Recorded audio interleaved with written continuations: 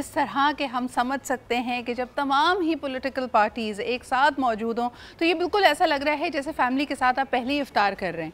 एक दूसरे को आप कोनियाँ मार मार के कह रहे हैं कि जी मुझे पकौड़े ज़रा पास करें, मुझे ज़रा दही बड़े दें, मुझे तो पहले शरबत चाहिए। सूरत हाल बिल्कुल यही है, क्योंकि इस वक्त की सूरत हाल ये बता रही है कि PMLN और पीपल्स पार्टी ने किसी हद तक अपने आप को एक स्टेज पर ले आए हैं जहाँ उनकी इस बात पर आमादगी है कि वज़ीर आज़म पाकिस्तान शहबाज शरीफ साहब होंगे, सदर ममलिकत जनाब आसिफ अली ज़रदारी साहब होंगे, वज़ीर आला पंजाब मरीम नवाज़ साहिबा होंगी। That is going to make her the 4th chief minister of Punjab from the house, यानी इसी ख़ानदान की वो चौथी वज़ीर आला पंजाब के हैसियत से आ रही हैं।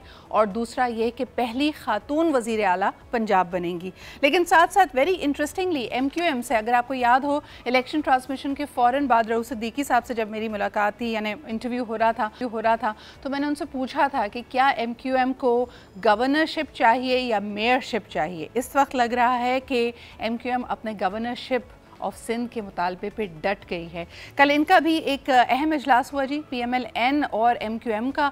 वो जो सारी बातें हो रही थी कि 3 से 5 वजारतें, वफाकी वजारतें मिलेंगी। दूसरा ये कि ये उसूली इत्तेहाद है, हम कराची के लिए आगे बढ़े हैं। लोकल बॉडीज़ को लेकर जो ख्यालात हैं PMLN के, उन्होंने मंशूर में भी डाले। MQM की सुनवाई होगी, कराची की सुनवाई होगी। इस वक्त जी सारा का सारा मामला अटका हुआ है गवर्नरशिप ऑफ सिंध के ऊपर। आइए सबसे पहले आपको ये रिपोर्ट दिखाते हैं, फिर उसके बाद इस पर गुफ्तगू भी करेंगे।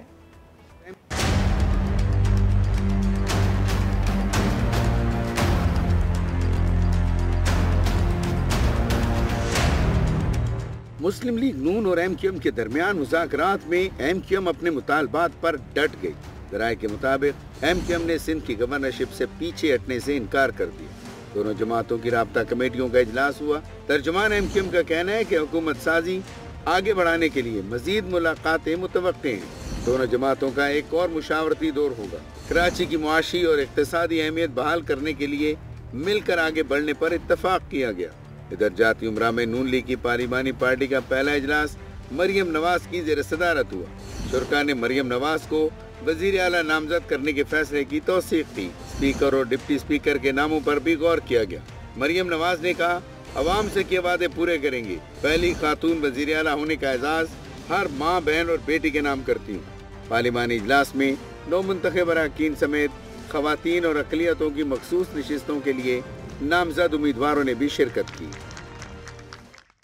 वेरी इंटरेस्टिंग जी। उन्होंने कहा कि मिल बांट कर मुल्क को आगे बढ़ाना है, लेकिन इस वक्त जो मुतालबात सामने रखे जा रहे हैं वो ऐसा लग रहा है कि पार्टीज़ की अपनी जो ख्वाहिशात हैं, उनकी जो अपनी तरजीहात हैं, बिल्कुल उनकी अक्कासी कर रहे हैं। दूसरी तरफ जो एक तूफ़ान बरपा हुआ था, पूरे मुल्क ने निकल के वोट्स दिए थे। कई लोग इस हैरानगी में हैं कि ये सारी एक्सरसाइज का मकसद क्या था। अगर इसी तरह इन्हीं चंद जमातों ने, इन्हीं आजमाए हुए चेहरों ने साथ मिलकर दोबारा बैठना था, तो फिर आवाम क्यों निकली, उसने वोट्स क्यों दिए और कितने सारे हलकों में चीज़ें इस वक्त मुतनाज़ा क्यों हैं। ख़ास तौर पे जो PTI बैक्ड इंडिपेंडेंट्स हैं, उनका ये सवाल है कि जहाँ जहाँ उनको लगता है कि इंतखाबात में बेज़ाब्तगियाँ थीं, धांधली का वो इंकशाफ करते हैं, क्या इसकी कोई सुनवाई होगी। दूसरी तरफ लियाकत अली चट्ठा साहब के इंकशाफ ने तहलका मचाया था, लेकिन वो भी पसे पुश डाल के ऐसा लग रहा है कि यही जमातें आगे बढ़कर हुकूमत बनाने की तैयारियों में। इसके अलावा आपको बताते चलें कि मरीम नवाज़ साहिबा ने 5 साला मंसूबा पेश करते हुए कहा है कि पंजाब में खिदमत की बुनियाद नवाज़ शरीफ साहब ने रखी है। तमाम अरकान को टीम बनकर आवाम की खिदमत करनी है। लाहौर में मुस्लिम लीग नून पंजाब की पार्लिमानी पार्टी का पहला इजलास था, जिसका हवाला आपने इसमें देखा भी। इंटरेस्टिंग बात यह है कि इनके जो नाक़दीन हैं, इन पे जो तनकीद करने वाले, उन्होंने कहा कि मरीम साहिबा का एडमिनिस्ट्रेटिव का कोई तजुर्बा नहीं है। हालांकि वो आप देख सकते हैं कि पार्टी की एक बहुत ही फ़ाल, बहुत ही सरगर्म सीनियर कारकुन के तौर पे काम कर रही हैं। नवाज़ शरीफ साहब की गैर मौजूदगी में PMLN की बागदौड़ और कई मुख्तलिफ अदवार को उन्होंने संभाला है, आगे लेकर चली हैं। कैंपेनिंग में भी पेश थी और लगता यही है कि नवाज़ शरीफ साहब मुतवक्के हैं इस बात से कि उनकी जो सियासी मीरास है, उनकी बेटी ही आगे लेकर बढ़ेंगी। सबसे पहले वज़ीर आला पंजाब के लिए नामज़द मरीम नवाज़ साहिबा का ये स्टेटमेंट, ये सॉट आपको सुनवाते हैं। Let's take a listen. Muslim League Noon की एक क्लियर मेजॉरिटी अल्लाह ताला के फजल से पंजाब असेंबली में आई है। यूथ की एक बहुत बहुत बड़ी वाइब्रेंट यूथ की तादाद MPs बनी है, तो मेरे दिल के बहुत करीब है ये बात, मुझे बहुत खुशी हुई है। पंजाब का एक नया अहद, नया दौर शुरू होगा, जिसकी बुनियाद नवाज शरीफ साहब ने 80s में 2 दफ़ा वज़ारत आला में रखी थी, और फिर शहबाज शरीफ साहब ने अपने तमाम टेन्योर्स में पंजाब की खिदमत के जो रिकॉर्ड, पंजाब की आवाम की खिदमत के जो रिकॉर्ड कायम किए। आप सब की जो सपोर्ट होगी, आप सब का साथ होगा और पंजाब के आवाम की दुआ होगी, तो इंशाअल्लाह हम भी खिदमत के नए रिकॉर्ड्स कायम करेंगे। जी जनाब अली, खिदमत के नए रिकॉर्ड्स कायम करेंगे। ऑल इज़ वेल की सदाएं आ रही हैं लाहौर से, जाती उम्रा से और बिलावल हाउस से। इस वक्त हमारे साथ मौजूद है शौकत बसरा साहब, जो कि PTI से आपका ताल्लुक़ है। इलेक्शंस के बाद भी मुलाकात रही, एक ये अपने हलके में भी बेज़ाब्तगियों के हवाले से सरगर्म है। अस्सलाम वालेकुम शौकत साहब, किस तरह हालात को आगे बढ़ता हुआ देख रहे हैं? इज़ दिस PDM 2.0, और सबसे बढ़कर ये कि PTI की क्या हिकमत अमली है अब? जी शौकत साहब, शौकत साहब को मेरी आवाज़ आ रही है? अस्सलाम वालेकुम शौकत साहब, आप मुझे सुन पा रहे हैं? जी सिद्रा, आपकी आवाज़ आ रही है। बहुत बहुत शुक्रिया हमें ज्वाइन करने के लिए। शौकत साहब, मुझे बताइए कि जाती उम्रा में मुलाकातों का सिलसिला जारी है। एक अहम मनसब के हवालों से लोग अपनी अपनी मांगे आगे रख रहे हैं। आज हमने शुरुआत की कि MQM को गवर्नरशिप चाहिए सिंध की। किस तरह देख रहे हैं इस PDM 2.0, लेकिन इस बात को रद्द करती है ये तमाम जमातें।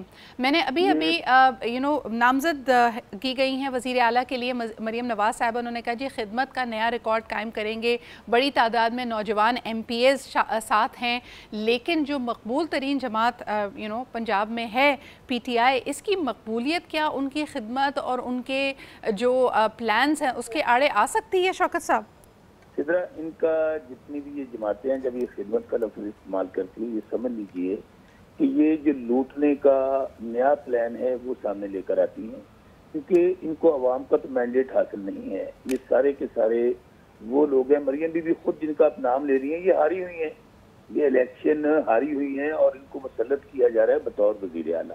इसी तरह मियाँ शहबाज शरीफ, मियाँ नवाज शरीफ, ये तमाम लोग PTI के लोगों से हार चुके हैं। हमारे पास एक एविडेंस मौजूद है।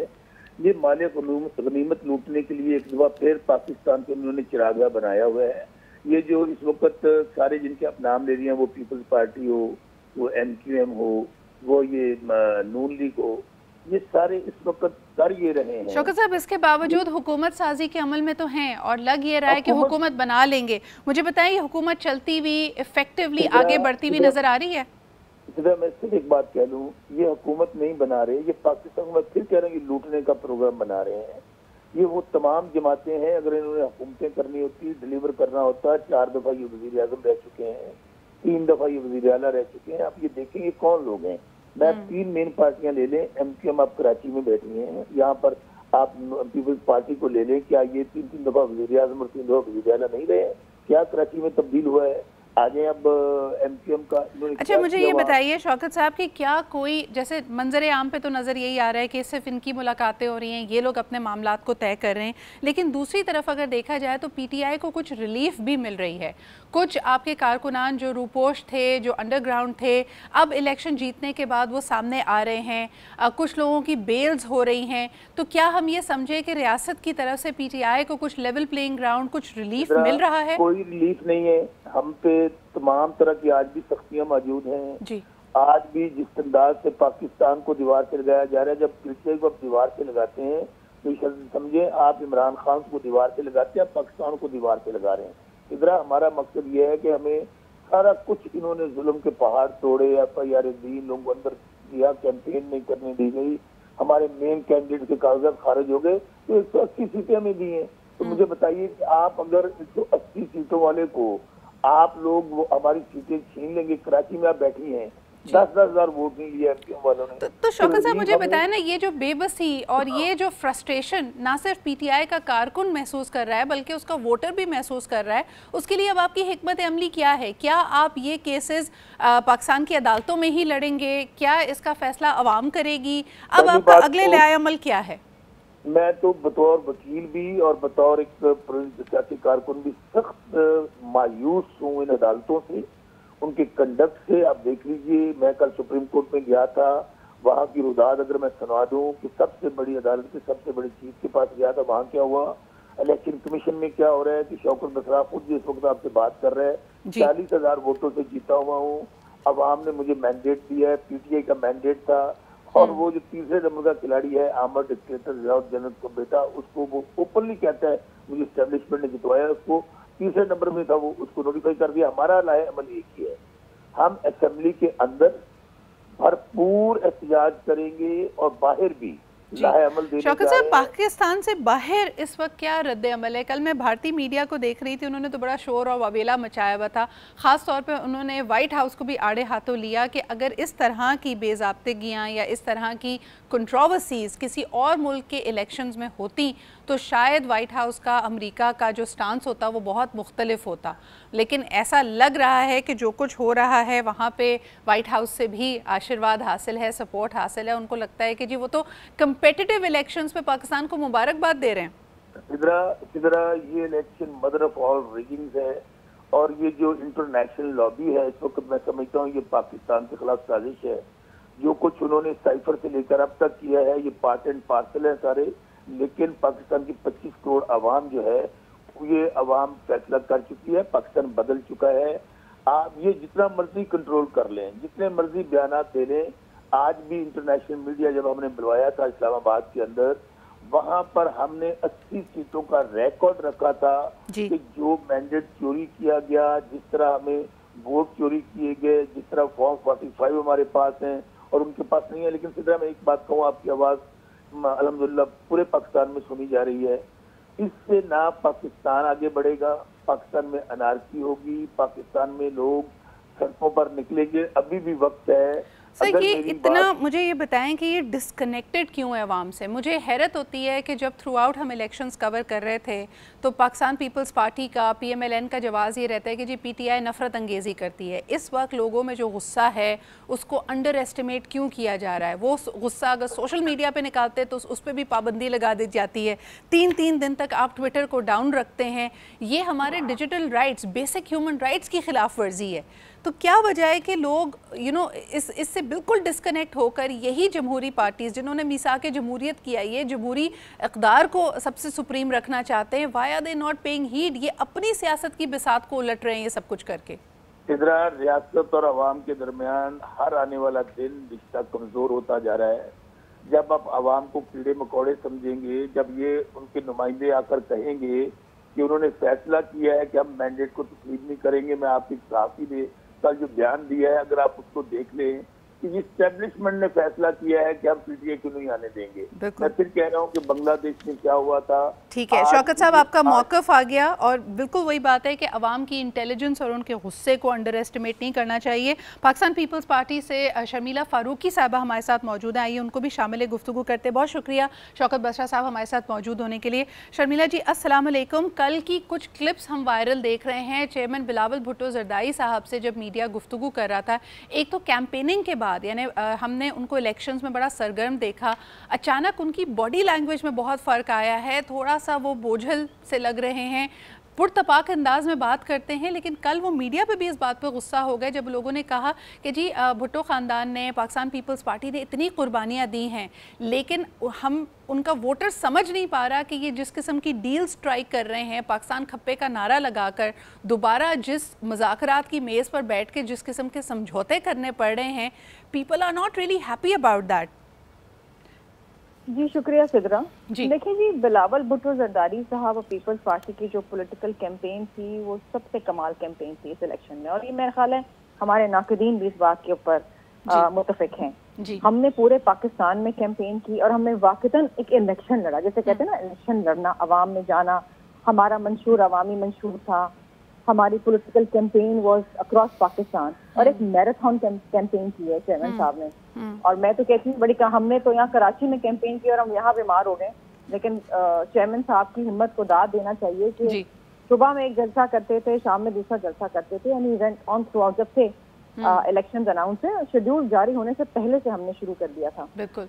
अब जहाँ तक बात है, देखिए नाराजगी की बात नहीं, तकलीफ होती है जब आप ऐसी बात सुनते हैं ना कि आपने एस्टेब्लिशमेंट से डील कर ली, तो तकलीफ होती है जब आप सुनते हैं, वो भी एक ऐसी जमात, और वो भी बिलावल भुट्टो जरदारी साहब जब सुने जी। इस जमात में जो इस कुर्सी पे बैठता है उस पर तो एस्टेब्लिशमेंट ने मौत लिखी हुई है। शहीद जुल्फ़िकार अली भुट्टो साहब को फांसी दे दी गई, अदालती कत्ल, जिसका मुकदमा हम आज तक लड़ रहे हैं। शहीद मोहतरमा बेनज़ीर भुट्टो साहबा को जमहूरियत इस मुल्क बनाने के लिए उनको शहीद कर दिया गया। हमारे हजारों कारकुन शहीद हुए हैं, कोड़े खाए हैं, जेलों में गए हैं। इस जमात के सरबराह के ऊपर आप ये बात कह रहे हैं, ये बात कहना ही मैं समझती हूँ कि गलत है, किफर है जी। क्या आप उसको ये कहें कि एस्टैब्लिशमेंट से आपकी डील हुई है? एस्टैब्लिशमेंट से आज डील हुई होती तो फिर हम तो पहले से वज़ीर आज़म होते ना। लेकिन यही तो बात है। देखिए शर्मिला जी, जैसे आपने कैंपेन की बात की, बिलावल भुट्टो जरदारी साहब ने बड़े अच्छे अंदाज में, I love the way he was campaigning, the way he was handling media, बड़ा एक मैच्योर वाइज स्टांस था। बार बार उन्होंने कहा जी नई सोच को वोट दो, लेकिन अब नई सोच को वोट देने के बाद भी आपका वोटर देख रहा है वही पुराने चेहरे हैं, और हमें वो यूथ, वो वाइब्रेंसी, वो लीडरशिप नज़र नहीं आ रही है। तो क्या कहेंगी इस पे आप? सिद्रा, हमने वही किया जो हमारा वोटर चाहता है। इस इलेक्शन में वोटर ने हर जमात को वोट दिया है। PMLN के भी वोट हैं जी, सुन्नी इत्तेहाद के भी वोट हैं जी, हमारे भी वोट हैं। किसी एक जमात को तो उन्होंने क्लियर मैंडेट नहीं दिया ना। बिल्कुल सही, बिल्कुल सही। So the voter has also made a choice. हाँ. So we have to respect that choice. लेकिन मुझे ये बताइए कि विद वर्किंग, जी फरमाइए। देखिए, जब आप वोटर की राय का एहतराम करते हैं तो फिर अब उसी की तरह चलते हैं। अब अगर हम कहें कि जी हम नहीं जाते किसी के साथ, हम बैठ जाते हैं, वी डोंट वांट इट, फिर क्या होगा? इस मुल्क में हुकूमत नहीं बन पाएगी। शर्मिला जी, अगर हम हिस्ट्री की तरफ देखते हैं, आसिफ अली जरदारी साहब 2008 में जब इलेक्शंस जीतने के बाद पाकिस्तान पीपल्स पार्टी के सदर मुमलिकत बने, he was the most powerful civilian president, लेकिन उन्होंने खुद पार्लियामान को सुप्रीम जानते हुए 58(2)B 18वीं तरमीम, ये उनकी लेगेसी रही है। मुझे ये बताइए, इस वक्त लोग कहते हैं विफाक की अलामत तो है सदर मुमलिकत का मनसब, जब बिलावल भुट्टो जरदारी साहब कहते हैं कि सबसे बेहतरीन सदर आसिफ जरदारी साहब बन सकते हैं, प्रैक्टिकली किस तरह वर्किंग रिलेशनशिप आगे बढ़ेगी और इससे क्या फ़ायदा मुल्क और अवाम और पीपल्स पार्टी को होगा अगर सदर मुमलिकत आसिफ अली जरदारी साहब होते हैं? देखिए, सदर जरदारी साहब, आपने खुद कहा अभी और इस बात को माना कि ही इज अ लेगेसी, एक बहुत ही ताकतवर सदर होने के बावजूद उन्होंने अपने तमाम अख्तियारात पार्लियामान को दिए जी, और पार्लियामान को मजबूत और ताकतवर बनाया, जो कि एक पार्लियामेंट्री सिस्टम है और हमारा आइन भी यही कहता है। आगे चल के मैं समझती हूँ कि ये इस मुल्क के लिए बहुत बेहतर होगा कि सदर जरदारी साहब सदर होंगे। ये तमाम जमातों को साथ लेके चलना जानते हैं, मफाहमत के बादशाह हैं। इस वक्त मुल्क में यूनिटी की जरूरत है, पॉलिटिकल स्टेबिलिटी की जरूरत है। इस वक्त मुल्क के अंदर उस लेजिस्लेशन की जरूरत है जो अवामी मसाइल का हल करे, और यहाँ पर सदर जरदारी का बहुत अहम किरदार। आप मुझे बताइए, पाकिस्तान पीपल्स पार्टी ने हमेशा 2008 में भी हम देखते हैं कभी कोई सियासी कैदी नहीं रहा, इस पॉलिटिकल कैंपेनिंग में भी आपने यही बात की। सदर जरदारी साहब अगर बनते हैं तो क्या सियासी कैदियों को रिलीफ मिलेगा? क्योंकि इस वक्त कोई रिलीफ नहीं मिल रही है अदालतों से उन्हें। देखिए, जो भी मुकदमा अदालतों में है वो तो अदालतें ही उसका फैसला करेंगी जी। कोई भी सदर नहीं कर सकता जब तक ये मामला सदर के पास ना जाए जी। लेकिन हमने तो अपने दौर के अंदर 2008 से 13 तक फांसी पे भी मॉरेटोरियम लगा दिया। और अभी आपको याद होगा, कल परसों की बात है कि जब सेनेट के अंदर ये बिल आया कि रेपिस्ट को पब्लिक हैंगिंग दी जाए, वहाँ पर भी पीपल्स पार्टी ही सबसे आगे थी बिल डिफीट करने के लिए कि मजीद जारहाना आप लेजिस्लेशन की तरफ ना जाएं, इससे मजीद अनारकी और मुल्क के अंदर, और ऐसे मुल्क के अंदर जहाँ पर अगेन। अच्छा शर्मिला जी, आखिरी सवाल करना चाहूंगी, आप लोगों ने जो अदवार देखे और पाकिस्तान भी आज अल्हम्दुलिल्लाह पोस्ट टेररिज्म टाइम पे, ऑल्दो हमारे सिक्योरिटी अमला, हमारे पाक फौज अभी भी ख़तरे के दहाने पे, मुझे बताइए कि रेडिकलाइजेशन, एक्सट्रीमिज़म, इसकी क्या ट्रेंड्स आप लोगों ने नोटिस किए अब जबकि हम इलेक्शन से आए? मैं आपको एक छोटी सी मिसाल दूं, लाहौर शहर में हमने देखा कि जो थोड़ी सी राइट विंग पार्टीज़ हैं उनका वोट बैंक बड़ा है। अगर मैं सिर्फ TLP की बात करूं, 1,80,000 वोट उन्होंने 2018 में लिए थे। इस वक्त इनका वोट बैंक सिर्फ लाहौर शहर की अगर बात की जाए तो तकरीबन 3,10,000 तक पहुँचा है। इस ट्रेंड को आप क्या देख रही हैं? जो सियासी वैक्यूम अनफॉर्चुनेटली कायम होता है, वहाँ पे स्टेप इन करता है एक रेडिकल माइंडसेट, एक्सट्रीम माइंडसेट, किस तरह देख रही हैं इस चीज़ को आप? Very important question, Sidra, and this is at times scary because सियासत और मजहब ये दो मुख्तलिफ चीजें हैं जी। लेकिन अगर आप सियासत में मजहब को ले आए और मजहब को इस्तेमाल करें वोट लेने के लिए, तो ये खतरनाक ट्रेंड है। और हमने कभी भी, पीपल्स पार्टी ने कभी भी मजहब को सियासत में नहीं लाए। हम तमाम फिरकों का एहतराम करते हैं, we respect all of them, लेकिन उसके ऊपर सियासत ना करें। बिल्कुल बिल्कुल, बहुत बहुत शुक्रिया।